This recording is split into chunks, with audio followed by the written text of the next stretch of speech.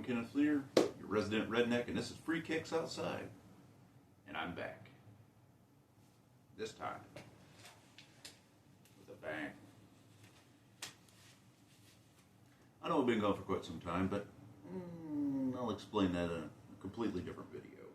Today, I'm going to be talking about getting started in muzzleloading for $200 or less, because if you have the extra $300, you can easily walk over to your local Walmart or pretty much any gun store and pick up a CVA Wolf right off the shelf, and then you have to buy everything else that goes along with it in order just to shoot it. But a lot of you, including myself, don't have that kind of cash, so we have to go for a second option. And I want to make sure that I had something that anybody could do with availability. Going with that, I'm going with just Walmart alone. Now, getting the gun, on the other hand, is the main part. And for that, if you have money, well, you're probably not going to get it from Walmart. You can order it offline or whatever it is. But you're just wanting to get started. Then that brings you to having to look at secondhand stores, pawn shops, used gun. Either way, it's going to be a used gun probably. And I found guns at, like I said, pawn shops, flea markets, hell, even yard sales. And, well, it's a matter of what you can find. It's about availability. And this is a pawn shop find. Does it work? Yeah. Does it have issues? Yeah. One of its issues on this one here, which this is a Hawkins 50 caliber made by CVA, and half cock works, full cock works, but when you take it and turn it all the way up, it doesn't work. Something's wrong with the internal lock, and that's a different video altogether on how to fix that. But it does, as long as it's straight or in a downward motion, it works.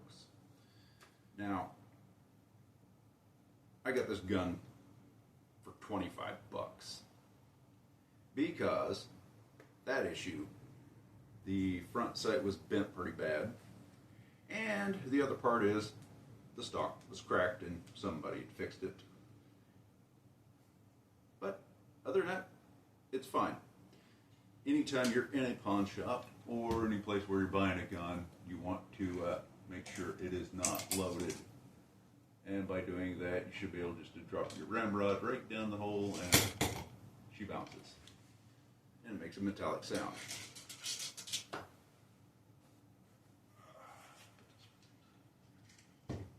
Always make sure you put the ramrod back in.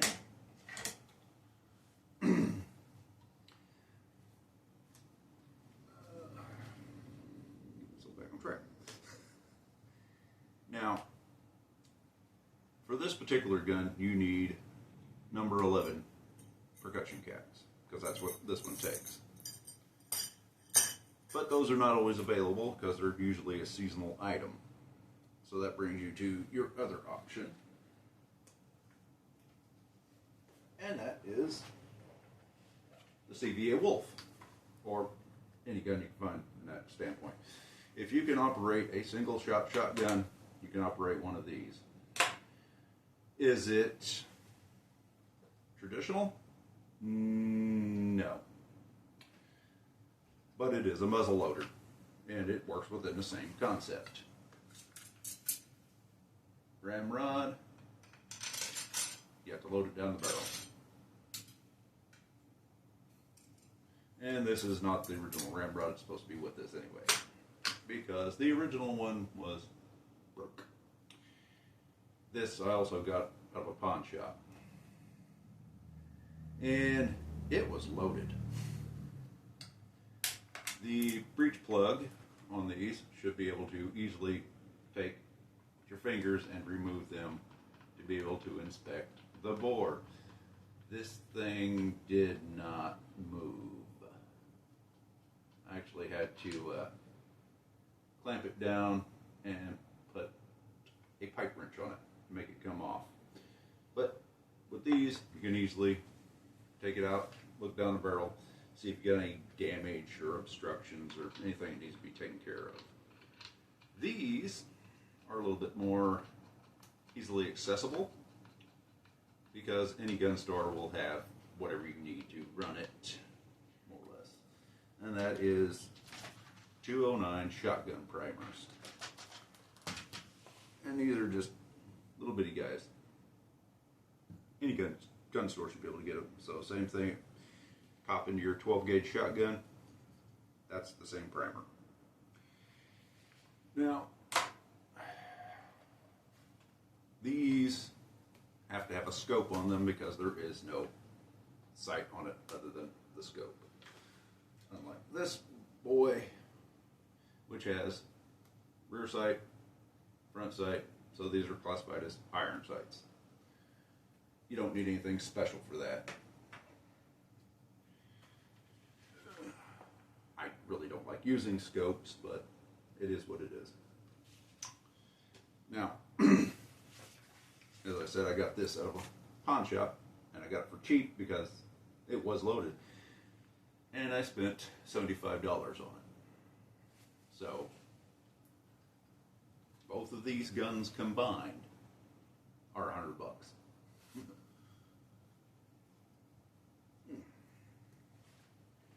Now, what do you need to fire one of these?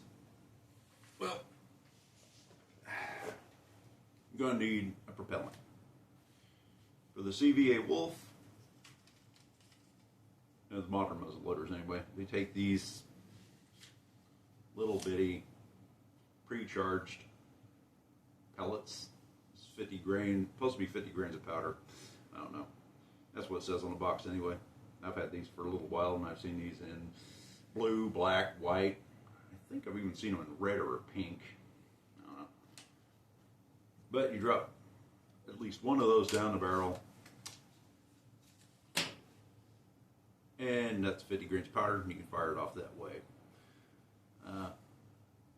Unless the gun says Magnum, I would not put any more than 2 of these in it.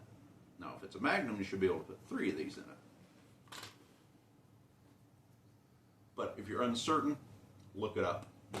You can get the user's manual and specs on those guns simply by just looking it up offline. Now, if you're running the traditional, I'm not sure these will work in it. So that brings you to your Pyrodex. Make sure you read your dang label, because this one here specifically says for muzzle loader propellant, and it's the RS. So there's nothing special about it. It's a standard 2F grain is what it says it is. And this stuff works fine. I load my antique shotguns with this. And I've been using it for a while, and I got it on sale at the end of a season when they was clearing out a bunch of crap. And I think I spent maybe $10 a container, and I have like 10 pounds of this stuff. So that's good.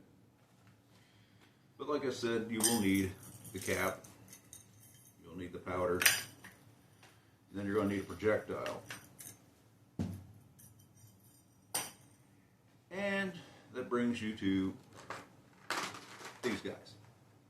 Which means if you're buying one of these guns, you want it in a 50 caliber. Because this is the most common round that all Walmarts and stores are probably going to have.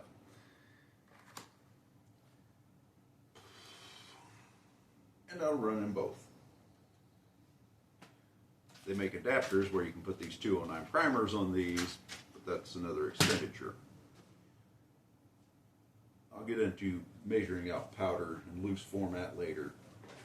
But let's say you went around and the only thing you could find was, yeah, this thing's got some issues. The only thing you could find is a 45 caliber. Well, what do you do with that? If you got these, which is a saboted sleeved round, the interior, on the other hand, is a 45 caliber. This is a 45 caliber. And it will go down the bore. I'm not going to drop it down in there, so it will fit. And sometimes they're tight, but they will go. These, not going to happen. So as long as you got the sleeved, you should be good to go. But I don't know how the gun you got would fire those particular projectiles. So that gets you everything you need to shoot the thing at least. But there is one item you're going to want to have to make sure you have, and that is going to be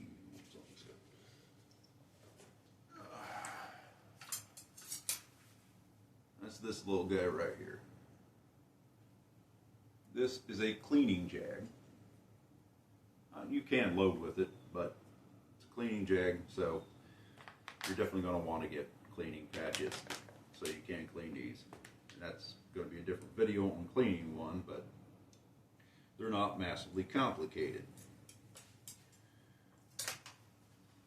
But more often than not, this is probably going to be what you're going to run across most of the time. This thing has got a nice clean bore on it, and I'm assuming that the individual that bought it probably bought it for their kid to go hunting with, or picked it up because it was on sale, or who knows what. But this bore is perfect in this thing. And they just left it loaded. So, yeah, I probably could have got it for less than what I did, but I wasn't going to push the issue. $75 was a great deal, and it had the scope on it. The scope was at least worth that. And there's that. Now, measuring Pyrodex out is it's measured by volume, not by weight. Never weigh that when trying it in your muzzle loader. The general rule of thumb, if you got a 50 caliber, you want to start with 50 grains. And how do you get there? Well, they make these little guys, which is a measure, and it's got the weights on the side of it. Just fill it to that number. Good to go there. This one here is kind of nice because it's got an automatic ball starter on it if you need that. And there's another little divot in here that you can put on top of your ramrod and help push the thing down if you need it. You got two little compartments on it, so I guess you could put a couple bullets in there if you wanted to. And it's pretty much designed for the CBA Wolf because it's got a spot you can put a 209 primer cap. These guys are okay, and it unthreads at the bottom, and you just slide it up and down, just match up the black mark for the powder load you want, and go from there. We'll get into actually shooting these and getting the right powder load later. This is another one. It's not got this little fancy pour spout on it, but it's simple. Got a little thumb screw on the side, turn the screw, falls down, adjust it to wherever you want it to be, lock it back in, you're good to go. But with any muzzleloader you get, you're going to want at least one more item for your muzzleloader, and that is going to be this little doodad. It's a screw on the end of a shaft, and this threads into your ramrod in case you get a misfire or dry ball of your projectile into your gun. What it does, you go down in there and you just thread it in there and you're able to pull it out, depending on how tight it is. One more item that is good to have but not absolutely necessary, especially if you got the cleaning jag, is you want a good little brush size of your gun's bore. Helps get the leftover powder out of there. And if you're running the traditional style, you're going to want a nipple wrench. Puts it on so you can get that guy out. I mean, you can do it with a wrench, but this will save you a little bit more time and headaches and possibility of stripping it out. Another little nice tool, if you can get them cheap, is a nipple pick. And what that's for is for making sure there's no obstruction inside your nipple hole, and it works on either gun, even flintlock muzzle loaders. And that's all it is, just make sure there's nothing in there keeping the fire from getting to your powder to make the gun go boom. If you're going for the cheap side, and you're really broke, just a plain old bread tie, we'll do the same deal.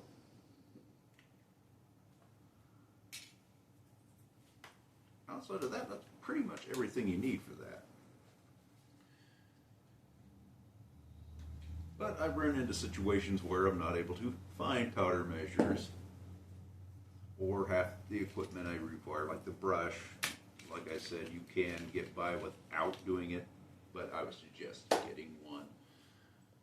I've got these, nice little bore fluffies, whatever the hell you want to call them. And it's what I use to lubricate the board. Put the oil on that, makes it go down there easy, and I run another dry patch through it, gets the excess out. But if you're going to run Pyrodex, because that's all you can find, is loose granulated powder, how do you get it in there if you can't get a powder measure? Well, I'm sure somewhere laying on the ground or somebody around you has a 22 caliber long rifle, empty, already been fired. This sucker will throw exactly 5 grains of powder. Yeah, it takes a while, but you can get your 5 grain increments. That's usually how you adjust your loading on your guns. That's why you want to start with 50, because it's more common to get a hold of. So you start out with 50, then you have 55, 60, 65, yeah, I think you get the point. But you don't want to keep doing that.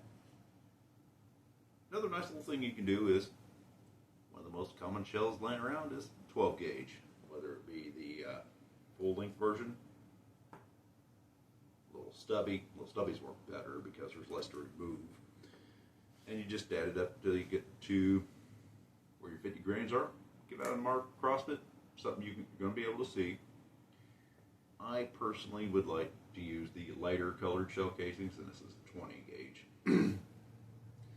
And I've already marked it for the 50 grain increments, and we'll be doing this in a later video.